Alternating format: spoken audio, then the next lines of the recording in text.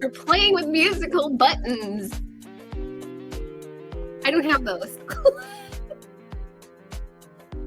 And I'm over here going. Welcome to Embracing the Wild. I'm Abby Fagood. And this is Audra Watley. I'm so proud of us for actually like working on some of like our electronic type videoing and then like continuing forward with that idea. Even if until the day that we could just hire someone else to do it. Yeah, you know, somebody once said messy makes me millions, and I'm like, all I got is messy. I actually I remember that quote, and then like I was actually quite organized, and now I am not. So I'm hoping the next step is the millions, because if that's the concept, then we need to do that, because you know. But I'm all about taking it easy. I see that. I got this sweatshirt for Leo for like for Christmas or something, and then I guess when she did not want it, and that was fine, because you know she's at the age where it's going to be a hit or miss. It's just it just is. And then I guess I went to go take it back, and then like I couldn't take it back for whatever reason, and then I tried it on and I was like, I don't like it. It works for me. I'm pretty sure my mom still has things in her closet that she gave me in high school. Just saying. That's crazy. Okay.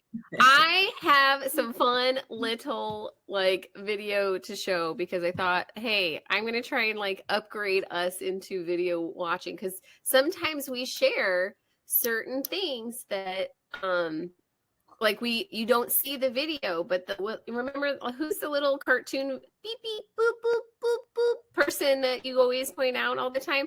And like there was one that I wanted to show, and then I was like, oh my god, that would be so fun. Hold on, let's test to see if we can put videos up. And so I think I figured out how to do it. So I'm really, really proud of myself. But yeah, I know. And then I was like, hey, look, our heads are in different spots. I actually custom made it so that we were like walk instead of like hee, like together, because like so it's really super fun. But I did I don't know if some of you guys have seen this video, but Millie Bobby Brown, like absolutely adore her. What a wildly talented woman, like crazy amazingly talented actress.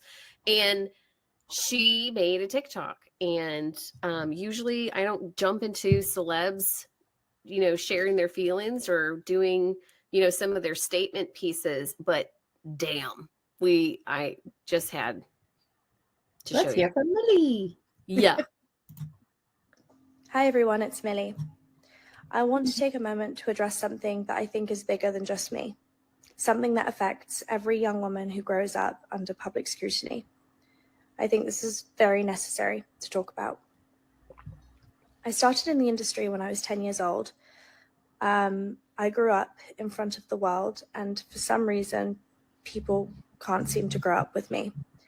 Instead, they act like I'm supposed to stay frozen in time, like I should still look the way I did on Stranger Things Season 1. And because I don't, I'm now a target. I want to talk about some of the articles that have recently released while I'm on my press tour, and some of the writers who are so desperate to tear young women down. One article reads, "Why are Gen Zers like Millie Bobby Brown aging so badly?" Written by Lydia Hawken. "What has Millie Bobby Brown done to her face?" Written by John Eli. Millie Bobby Brown mistaken for someone's mum as she guides younger sister Ava through LA. Written by Cassie Carpenter. Another article reads, "Little Britain's Matt Lucas takes savage swipe at Millie Bobby Brown's new mummy makeover look." Written by Bethann Edwards. Amplifying an insult rather than questioning why a grown man is mocking a young woman's appearance. This isn't journalism. This is bullying. The fact that adult writers are spending their time dissecting my face, my body, my choices is disturbing. And the fact that some of these articles are written by women makes it even worse. We always talk about supporting and uplifting young women, But when it comes down to it, it seems a lot easier to just tear them down for clicks. Disillusioned people can't handle seeing a girl become a woman on her terms, not their own. I refuse to apologize for growing up.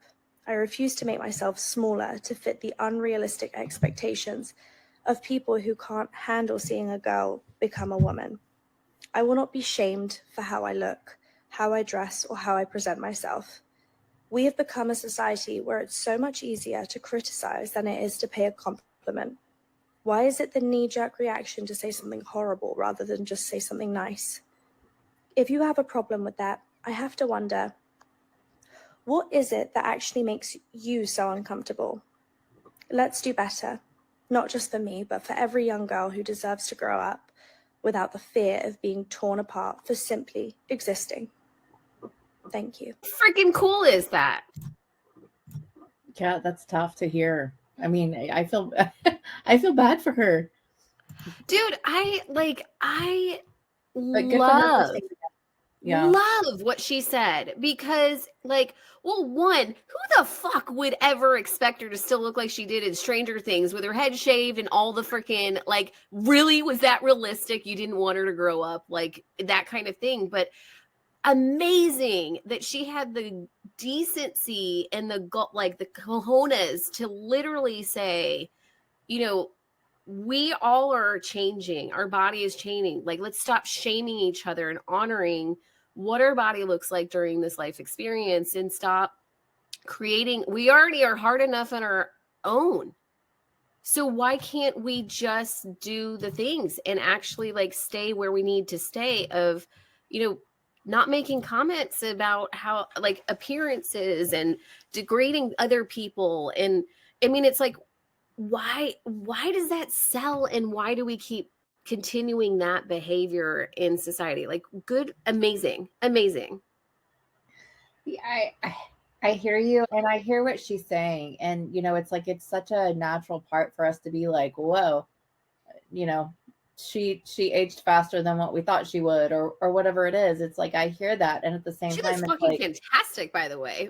Like, tremendous. But it's like it's such a fine line between people are expected not to talk about anybody's in any way. Like, you know, you can't talk about what they looked like or what they wore, or, you know, that their face is aging faster than you thought they would. But, you know, some of those comments were actually directed at this entire generation that's coming up. Like, you know, it's like they're just aging faster than we thought they would. And that has to do with environmental factors and other things, right? The way that, you know, all the stuff that their bodies have been bombarded with, which is something to address. It's not personal to her individually, although some of those comments were personal to her individually, even though some of them they made to where they were like, what is it with this Gen Z, you know, kind of thing. Right. So I find it really interesting, like just trying to get the focus off of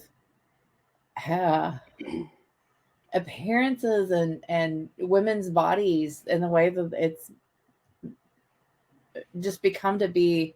I mean, I guess we've kind of always been that way, though. At least throughout the history that I know of, it's like, yeah, you know, for women to get heard, it's like, what was it? Hang on, was it Guinevere? Wait, who was it that actually like got on the horse naked to get heard? It was Lady Guinevere. Lady Guinevere. Yeah, right? she rode the horse butt naked with her hair drawn out in front of all of whatever to see. Yeah, just so that people would listen to her, right? And so, you know, it's like, I know that times are changing, and you know, it's just wrong for people to be picking people apart because they don't have the, you know, preferred genetic structure, or they're aging faster than what you thought they would, or whatever it is. You know, people are just harsh sometimes. And at the same time, when you're in the public eye constantly, it's just recognizing that you become a target merely because you're in front of everybody. Right. I think my favorite thing that she pointed out was what is it showing up within yourself? Right. Like, I think that was my favorite thing of what she said. It wasn't necessarily about the, hey, why are you making comments? Because like, that's part of her job. She already owns that. She already knows that. she's already showing up the way she needs to represent herself in her career. But my favorite thing that she pointed out was about what it brings up for other people. And like, that's exactly like the same way that, you know, when you have, you know, friends that, you know, may not be backing you up 100%, or they're not celebrating you with on your victories, right? You know, like, and they start having their own insecurities come up. Instead of looking internally, a lot of people get those insecurities that rise to the surface, and then they project them out to other people as if, and place blame, and and stay in their victimization and all of that stuff. Like, the trauma is coming up, do the fucking work. Like, that's just how it's supposed to be done. And that's what I really love, is that like, just the way that she put that messaging was so like important and vital. And you're giggling. Why are you giggling? Because somebody's in the background going, oh, oh, Oh, does she hear me? You can't hear her. No, I can't. I cannot. But I'm like, I clearly have just been a mess today, because I like took a sip of my drink and then was like, while you were talking, and then like, we're all over the place today. It's fine. It's fine. Everything's okay. It'll be fine. Well, I'm like, what I'm really loving is just the ability to be able to voice some of those things. And like, the fact is like, you know, when people speak, someone's going to get offended at some point. But it's identifying like which people that are not like projecting, they're not place blaming, they're not stuck into their victimization to tear you down with them as they're going through that trauma response. Like, I think that's really more of the most important aspect of it. But the other thing too is that like, I had, you know, I had someone say to me the other day, you know, when we were, you know, doing I don't know if they saw a video of our podcast, or they saw something, me and screen. And I guess it came up, and I don't know why, because I never get to posting on a regular. It's always inconsistent. So I couldn't tell you what post it was. And then the comment that I got was like, you need to put on makeup. And like, hey, you should probably put on makeup and like, you know, do a little bit more. And I heard it. And the old part of me, like the old past Abby, would have been like, oh my God, and like gotten insecure about it. And my internal response was like, no. Like, because ever since November, I have actually been on this, like, not putting makeup on my face, like really trying to focus on my self-care practices and my skincare and all of those different things. And I only put makeup on really when I'm doing more of a speaking engagement where it's like recorded, like for, you know, not one of our podcasts, but like other people's podcasts, or when it comes to like, Yeah. I love you, you're still important, but like, I was going to say, when you're expected to show up and like do the human thing with all the other people in the right. You know? And then like I have to dress into the jackets, and then I have to wear the boss lady clothes. And then so therefore the makeup makes sense. But like when we're doing this, because this is like, we're talking about really important things of self-actualization, getting yourself out of your way, like getting to the next level of just upgrading. Because right now we're being fucking bombed left and right with upgrade after upgrade after upgrade. Like, I'm kind of exhausted from the upgrades, because I mean, they're amazing and they're hugely transformational, but I'd really like to have a little more happy playtime with the upgrades. That would be really nice. If that would be a thing for like a month, that would be fun. I'm like upgraded out too. And I say that not that I want the upgrades to stop, because I'm actually really appreciating like all of the insights that have come to me in the last couple of months. But at the same time, it's like I feel like I can't get off. I can't get off of ground zero. I mean, it's just kind of like all of the stuff keeps hitting me, and I'm like, okay, that's great. That's fantastic. I have all of these amazing insights, and I have all of these things that I want to do, but I can't even pick one to be able to move forward with anything. You know? Well, and like, I mean, I think we're kind of like everyone I seem to be talking to, like even the other day, it was like everyone I encountered was exhausted. Every single person, like I struggled to go to work, and I have really great people that I work with. So it does not, Like I shouldn't be like, I don't want to work today. Like it's not problematic for me. And so, but then I was struggle bussing to get to work. Like, and sure enough, every single person I saw is exhausted, was totally not in the mood, just could not function. And then I was like, okay, it's a collective thing. Don't need to worry about that. Just take your brain, put it aside, ignore it, call it a day. But then, now I'm noticing it's like every day is so significantly different. And it's like now I'm finding I almost need a consistent routine to create that I haven't yet created yet, but I need a consistent routine like to create so that I can actually get up, it's almost like I need a consistent nighttime routine and a consistent morning routine just to set intention for the day and just get to being able to function on the days that are the struggle bus and the suckville. Yeah. Those are the days where it's like, I feel like I have to go the hardest. And at the same time, I'm like just forcing myself to like shower and find clothes and walk out the door. Right. But I hear you. I don't know that routine would make any difference for me. Do you not? I don't know. I mean, it's kind of like I still follow the same routine in those mornings, except for the fact that I force myself to get out of pajamas, Well, I think I need to like get back to it, like starting my day with more of meditation sequence, like my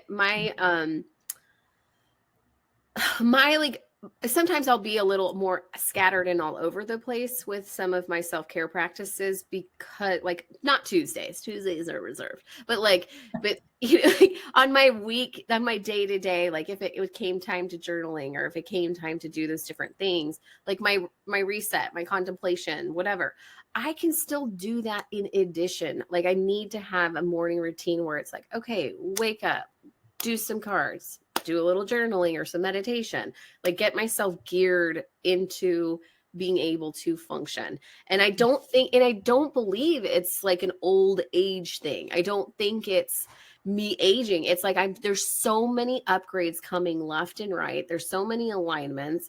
I mean, one of the coolest things that I really liked, me and Leo actually did this last over, what was the date of it? Was it I can't remember what day it was, but it was like the 28th, 29th, or it was either like, or the 1st, I can't remember which day it was, but what we did was we basically like wrote our intentions, like our manifestation, put it under like a glass of water. We got mason jars with glass of water and put it out underneath the moon.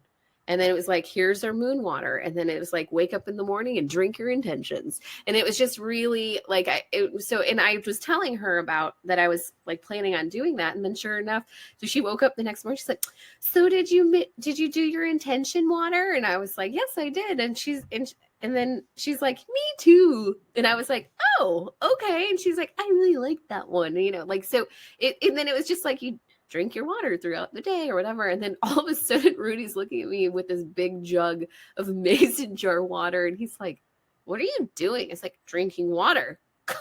And actually first I believe I said, drinking my intentions. Like, I don't know what he thought of that. I didn't ask. I do love the fact that he tolerates all the weird things that I do, though. I just have to say that. Yeah. Because it's very cool that he's like, okay, that's cool. I still have stickers, like intention stickers in my fridge from, my last relationship which was like 10 years ago or whatever. Apparently me talking about that sounds the alarms. This is going to be making for an interesting episode. Yeah, I don't know. So it was pretty funny though. This morning, it's like, I just want to play with something fun because I am so tired of, health and work and serious and all of that sort of stuff. And so I was like, okay, human design thing. It's like, what questions could you like copy and paste, fill in the blank kind of questions? Could you ask about relationships and have Chat GPT tell you like, according to your human design about relationships? And so it gave me like a list of questions, and I went into another tab and I like started asking the questions about myself. And I was like, oh, that's pretty fun. And then I got to the end of it, and it had even given me like different affirmations and different things to focus on about relationships. And I was like, oh, I think I'm going to print these out just because they're fun. Are you saying that you trained your Chat GPT to play a you on you? Yes. I totally trained Chat GPT. I hate that. Questions. I mean, I do like it. Jeez. Oh my God. That's crazy. Nobody else me's me, so I have to have Chat me. I mean, honestly, that could be people's new therapy. I'm seriously like, that is what I'm working towards, like with this with my dissertation project that I'm kind of lining up, is that I am sorting out how to help people create their own health sovereignty by having these questions that they can ask in relationship to their own profiles and things like that, to help them move more towards alignment with themselves. From a multi-dimensional perspective, because it's like once you get up into those higher levels, like if you can actually shift into a seventh dimensional space occasionally, that's when the downward causation, meaning that you create in the etheric or whatever you want to call it, and it actually impacts your physical. You know, I think I love like where both of our work is going, because, you know, we both have completely different approaches, and we hit people at different times, right? And like times in their phasing through, like, you know, it's all in alignment with getting them where they need to be, but we hit them at different points in their timeline, which I love. And I was having a meeting today with my VA. Hey, Alex. And like, what is so funny is we were talking about like where the focus needed to be in regards to like what's coming, like what is that? And it was real, and it wasn't, oh, we need to do this, and this. It was actually, no, we need to shrink down and focus on one isolated thing. And that was like the community, like my community that I created, you know, like having that home base and conversation and all of those different things. But it's also like giving people that, you know, holding their hand through the process, right? And so like I'm glad you brought this up, because you sent me this massive text before we came on, and I was like, you know, oh good Lord. And I'm not going to hold my phone up, because like that's one of the reasons why I was like, how do we do the video thing? Oh, look at me, I'm awesome, I figured it out on my own, yay, old lady. And so but here you sent me this massive list, and you're like, okay, like names for future musings. And then I was looking at this list, and I'm like, okay, like I could totally understand like soul architect, that makes sense, but that's nowhere into the complexity to which you do. The reality weaver, I feel like that's like has to do with some like needle pointing someone's brain, like a little bit. And then there's like the embodiment alchemist. Okay, like that's fine. It's not, I don't like that one as much. I did really like the dimensional wayfinder. I did really like the dimensional wayfinder. I vomited over energetic midwife. That internally I'm just like, oh, that is awful. Energetic key holder sounds like the gatekeeper. Yeah. Like, you know, like the person. It reminds me of the guy from Thor that stands with the key. Yeah, what's his name? I don't even remember. I don't know. Like the energetic cartographer though. That was pretty funny. I can't say that word well, so I didn't read it. Like I read it, but I didn't read it aloud. It's a map maker. So I know, but when I see that word, I don't pronounce it in my brain correctly. So here's how you pronounce it in your brain. Map maker. Would you say map? It doesn't help me. You're the word. Map maker. But I say cartographer instead of cartographer. Yeah, No, whatever. cartographer's right. I Yeah. Earlier you said something else and I was like, what? it was my reading like problem. It was my reading problem. Okay. Damn it. Sometimes I joke to Rudy all the time that he doesn't know how to read because he just doesn't read. But like, I mean, clearly knows how to read, but like he doesn't choose to read like ever. So like unless it's work related or emails. And but like here in that I'm aware that that's a thing. And then I sit there and like, so then the kids and I will joke all the time because it's actually been more brought up to give the backstory. It really has to do with when you're in the car and men are being men and they're driving from one place to the next. Like, it's like, oh, are they listening to the GPS and telling them where to go? Well, when they're not listening to the GPS, and then it's like, hey, oh, you need to turn right on like Franklin. And then he didn't read the sign. And his point is, why didn't you tell me to turn? And I'm like, because I already had told you to turn when you saw Franklin. How did I know that you weren't going to read? Like, and so then it turned into, oh, that's right, Dad doesn't know how to read. And so then every time he misses a turn, I'm like, oh, right, because you don't know how to read. And he's like, right, I don't know how to read. Like, so it turns into a thing. But then really what it is me, like, can't. It's all certain good. words are hard and I don't. It gives me flashbacks to childhood though, where mom's sitting there in the front seat with the map like spread out across the whole half of the front car, and she's like, you're gonna want exit number, what is this? And then she says it, and Dad's like, there it was. He already passed it. That's too funny. Frequency translator is not terrible, but that really is more of like indication that you're interpreting things so much rather than doing the dive in type like thing. The integration whisperer. Yeah. That was fun. But I do like the multi-dimensional word. I do like it.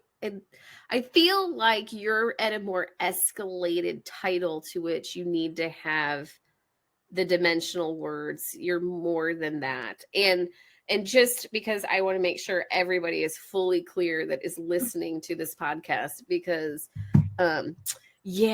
this lady could have had her doctorate like how many years ago? Oh geez, too many. Like, and well, really when it came down to really starting to get to it, you got so frustrated and retaliated because you didn't like the person that was like you were connected to, that was your advisor or whatever, and like you didn't like the way that they functioned. So in retaliation to not completing your dissertation and getting your doctorate, which is a cakewalk for you, by the way, like you getting your doctorate is as simple as me filling out an application to get my daughter's social security card. Like it's that easy. And you, what did you do in retaliation? You wrote a book. You were like, I don't want to do my dissertation the way you want to. I want to write my book. And then you wrote a book like in a weekend. And then later you wrote another one when it came down to, okay, I need to start focusing on my dissertation again. Oh, I don't want to do that. I'm just going to write a second book. Yep, pretty much. And now I'm like, okay, how can I let Chat GPT do most of the heavy lifting? Because I just can't. But, I'm getting there. And it's going to be something completely different than where I would have focused otherwise. So. But honestly, I think it's going to be freaking cool because just even hearing about some of the content to which you're including, I actually think it's going to be like one of your biggest well, actually the dissertation is going to be a baby version, but like it's going to amplify your program. Like, I mean, it will be like, if anything, I think it'll create the Mac Daddy program for you that you can keep adding on to and expanding, et cetera, et cetera. But like, I think it's going to be like your big nugget. Yeah, it's going to be one of my first kind of bigger programs, and I already have spin-off programs that I'm really excited about. I already have an idea for a retreat, a topic for a retreat, and Oh, yay! What are we doing? so When are you inviting me to this conversation? I'm like, it's a secret. Oh, okay. But the title's going to be something along, discover your genius while playing in fill in the blank, an undisclosed Ooh. location. In an undisclosed location. Okay. Yeah. Yeah. That's funny because I actually did have somebody ask me when we were doing another one soon. Okay. Yeah, I know. They were like, so when are you doing that? You need to be doing that. And I was like, oh, okay. Yeah. I didn't realize. The pressure is real. Yeah, it is. But I don't know. This year it's flying by so fast already that I'm just like, no, I don't have time to do it all. But I do feel like that. I am curious to know, like, okay, if we are in the year of the 9 of things coming to completion, and then we're going to be stepping into new beginnings next year and really living into those new beginnings. Like, I don't know how that happens this year. Like, I don't. And then I get surprised on, oh my gosh, with the new beginnings, do we get to start living in those new beginnings, or is it still setting? I mean, like, because if you think of the year after that would be the year of 2, which is more balance. So then I'm like, okay, how does that? I don't know what that looks like. Yeah, I think part of it part of my struggle lately really has been like trying to create and trying to create and trying to create, which is really going to be more of that launching into next year. Mm-hmm. But at the same time, it's like for me to complete some of the things that I have to complete this year, I have to start some new things to start filling in the space. Yeah. So, but at the same time, I totally recognize that whatever I create this year will probably have changed and fallen away by next year. And I think I'm already seeing ways of that, even like within my client base, like the type of client that I'm like new clients coming in that I'm attracting, or people asking for new the questions to which people are approaching me is in line with the new stuff. So that's what I kind of really like. And then when I do have some people will refer kind of back to the old stuff, and then all of a sudden I just don't see them. Mm-hmm. Not that it wasn't it was not intentional. They just disappeared to my schedule, or they're so busy with their own thing that then it wasn't distractionary to the new that I need to get done. So, yay. Yeah. Yay. I don't know. Yay. I think that's really fun. It's kind of like I created a program because I was like, oh, I need to launch something like now. And I created it. And by the time I was actually done creating it, I hadn't even done the videos yet. I just had the content in the modules in the program software. And by the time I got done doing that piece of it, it's like I had a cold. And by the time the cold was over, so I could actually record, I was like, I just don't want to do this. I don't want to.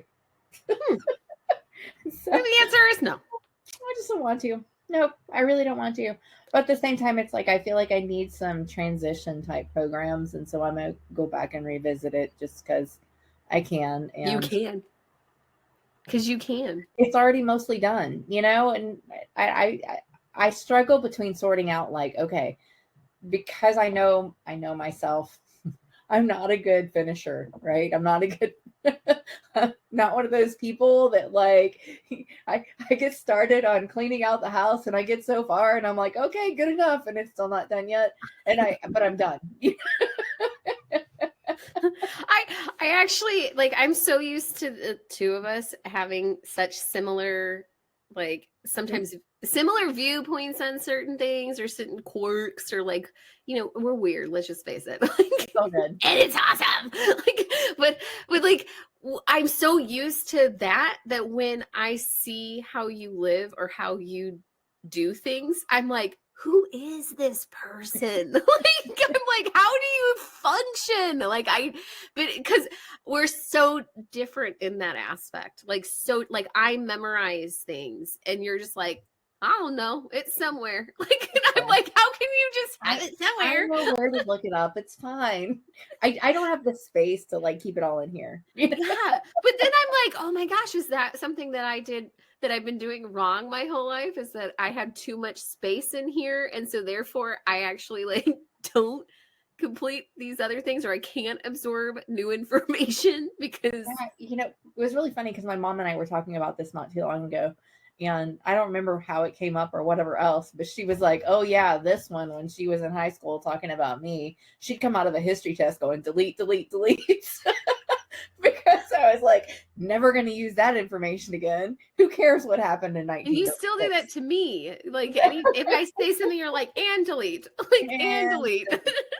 I don't need to keep that in here. It's just not, if I need to look it up, if I need to know when whatever president did whatever, I will go look it up. I do not need to remember it. I'm so fascinated. But yeah. It's a really good thing to have. It's a really good quality to have.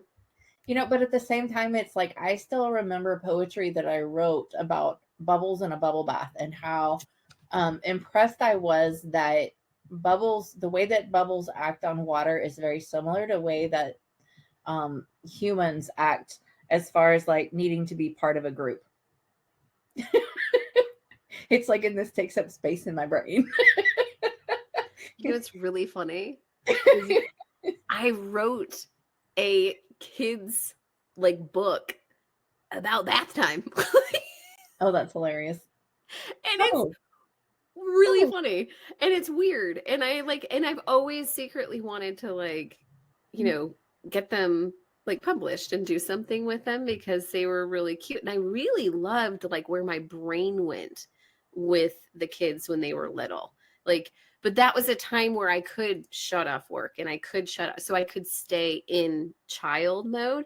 And I was like, oh my gosh, if I ended up being a stay-at-home mom, I probably would have written thousands of books just across the board, just children's. I would have done all these different types of things. And even now, like, I'm still like that. I do want to write books that have more engagement, especially dealing with parents with teen years and communication, and like, even writing books in gear for the teenager to reflect like on how to do those different things, because dude, it is a fucking mess out there for a lot of people trying to communicate with their children right now. And like, there's so much,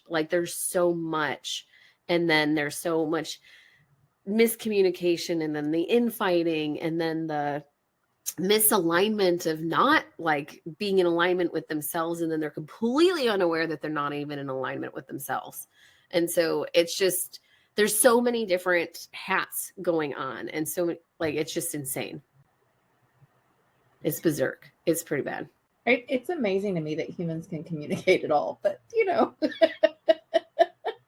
well, apparently they couldn't on Saturday. Did you hear about the cheer? Did you hear about the cheer event in Dallas that literally, like, I believe it was 2 to 4 dads at a cheer event had an altercation?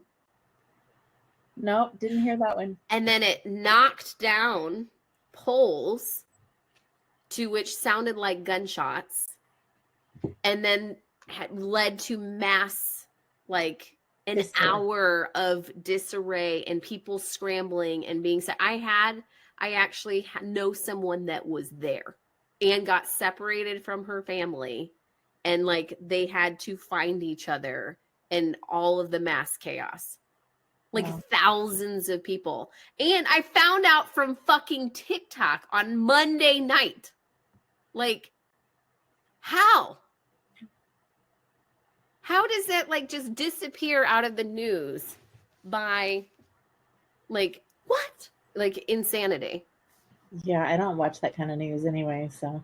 Well, no, but you would think that would be in a headline or like some kind of like whatever, but no, it was not. But I mean, like, but I was like, why would First of all, like, dad's at a cheer event, good for them. Like, right? That I have to means say, like, my dad never went to a cheer event ever. that's a big freaking deal. Like, one, the fact that they showed up and stay there is good. That should pretty much determine that every male is off limits in any kind of conversation, including to each other, because, bro, all they need to be doing is fist bumps of, hey, you're here, I'm here, good job. Like, that should be the end of the fucking thing. But then on top of it, to have an altercation, what the fuck could you be fighting about at a cheer event? Like, what? Like, I'm pretty sure it's a Saturday in Texas. You wouldn't go get your beer, sit down in a chair, and like listen to your TikToks or play your game, and like that should be like where dad lives. Like, the fact that you're in the building is enough. Like, yeah, right. Yeah. People, I don't understand sometimes. I don't understand. I don't. I remember those events all too well, and the oh yeah, I forgot you cheered, right? Yeah, I did. Yeah, I forgot I did that. all 4 years. Which is a brutal. It is brutal. 3 years of national competition, you know, and had not everything. So we made it to the top 20 my senior year, and then everything fell. So we were still 20th in the nation. Woohoo! But I look back at some of those videos. Somebody had one that they posted not too long ago, and oh my gosh, like hearing cheering with a thick Texas accent. Oh my God, it was hilarious. But, you know. How y'all doing? Clap those hands. Yeah. Lumberton high. So funny. Yeah. Oh, that's cute. You're adorable.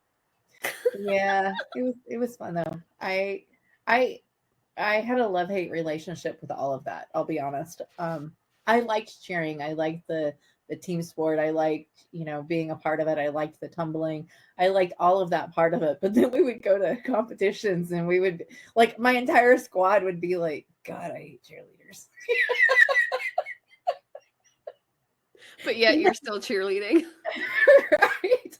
But the funny part about it is that, I mean, it's like, you know, you have the stereotypes about cheerleaders, and at the same time, it's like, and there was 10 on our squad, and the 5 or 6 that was my grade, like the 5 or 6 of us that made that senior squad or whatever it was, 4 of us were honor students. And so we didn't fit the mold. We weren't most of us weren't the you know, homecoming queen type. Although, yeah, actually, I don't even remember who was our homecoming queen, to be honest. Pretty sure it wasn't a cheerleader. It might have been, but I believe it was just a very different group of girls that came up with me. So interesting. Yeah. Well, I mean, like, it's funny because I have found that the structure of certain sports are.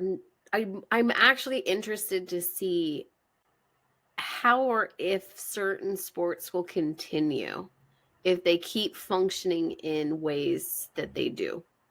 And like, which I don't know if that's like, you know, everybody loves football. I don't like football. Like, and I can't say that in Texas. I'll get burned at the stake. So like, oops, I did say it. And it's public. Like, if I go missing, I know where I went. Yeah, you know, but sports, it was such, I mean, like I said, I grew up into the whole Friday Night Lights thing, except for the fact that my dad was not a football guy. Didn't care about football, never watched football on TV. I mean, he was more likely to watch, you know, racing, whether that was NASCAR or Formula One or whatever it was. You know, we were not a football family at all. I don't understand watching NASCAR. Yeah. Unless you're there. You're like the roundy round, right? I do think that at one point, and I don't know the whole story because I don't think I was around yet, but I do think at one point he actually helped one of his buddies or maybe even my uncle build a car that they Mm-hmm. actually raced. So I don't know. Yeah, I don't really know that whole story. So, but yeah, he was much more into cars and racing and that sort of thing than he was the other See, and kinds of I was stuff. raised with a lot of golf in the background, which they provided the best naps ever. I'm Yeah. just like the most peaceful, calm, serene naps because it was like having nature in your living room. Yeah, and I would rather just go be in nature. I mean, that was really more my family environment. It's like, Yeah.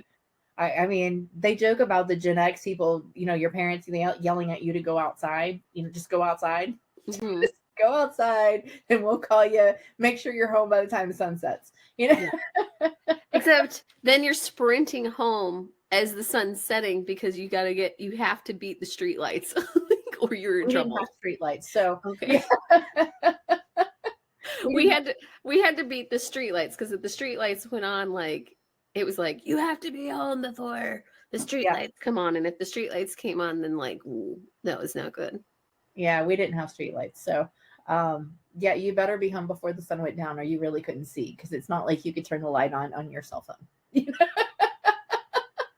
No, and these kids, like there's so many different things. I saw this post the other day of like things that kids will never like know or and it was and actually I think it might have been a video and maybe we'll show it next time. Like now that we're doing the video thing. And like but it was a really cute reenactment of like how life was when we were kids.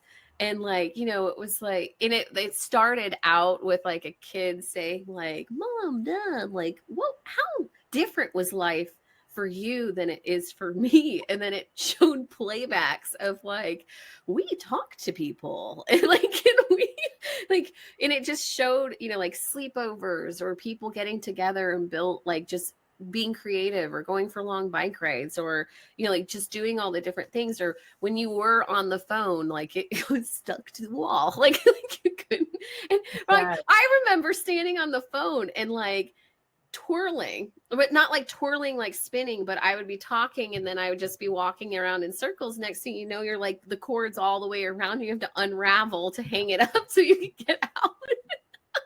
Yeah. Or, we're like, just a different kind of playing systems, like Leo asked me for a CD holder the other day and I was like, oh, okay. Like she like got some albums or some cards that she's like really excited about.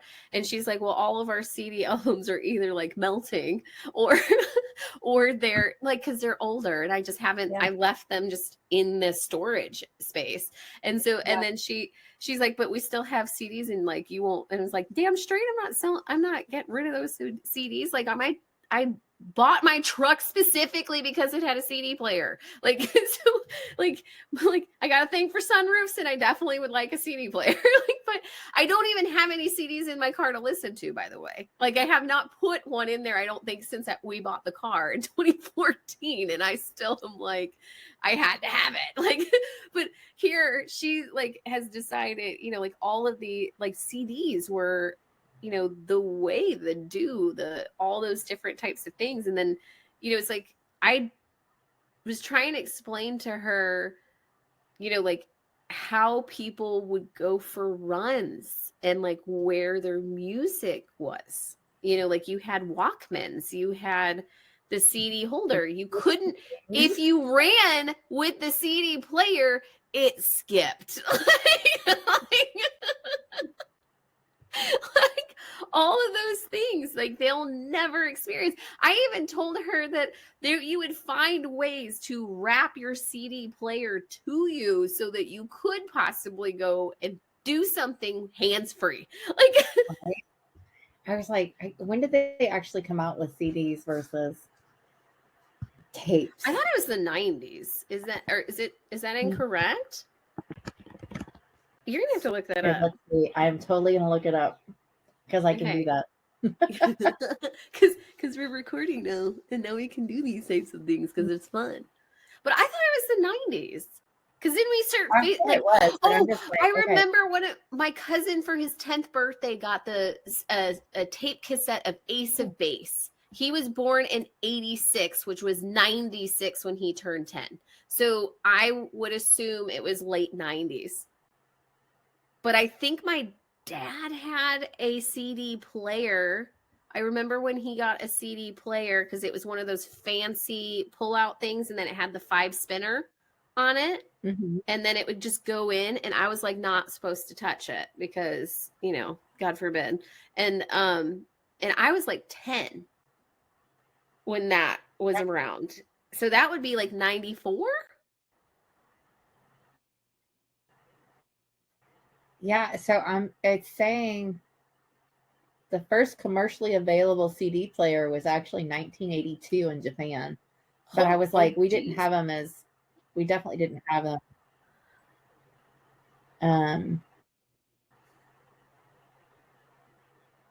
Yeah, I think it was they by became 1988 part of the hype CD 90s. sales had eclipsed vinyl and overtook cassettes in 91.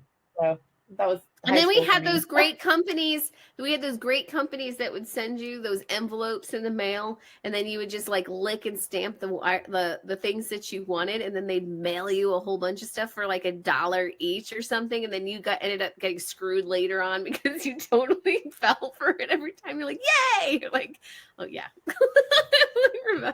good old companies.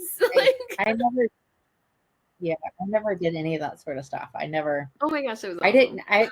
As much as I like music and I love dancing to music and I heard it all on the radio, I was never a big my family just didn't have a big catalog of tapes and CDs and things like that. I mean, or we had some vinyl records, but not many. It just wasn't a focus. You know, it's I know that there's. Did you listen to radio then instead? Mm-hmm. Okay. Yep. I grew up mostly on radio.